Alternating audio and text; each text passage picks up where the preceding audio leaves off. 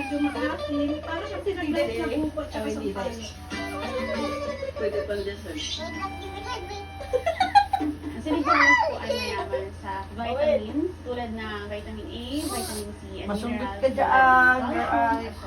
Ito din ay mayaman sa antioxidants na lumalaban para protektahan ang katawan. Ang mag-asawang Leo at Oy, si Diday! nakuha ng alas nung nagka-jackpot ng 70 Oy, oy, oy, oy! sa nabili nilang 2 hektariang farm na ito. Nakulong siya dun sa black comment. Malalaki po siya. Ayan, si Diday, ayan, si Diday. Okay, no?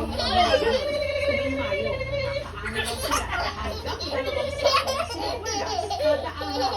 Mas mabagang na ibibenta online, 100 to 120 pesos ang kilo.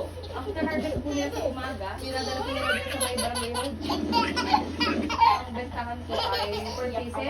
Ang 100 pieces po ay nasa 70 and 80 pesos.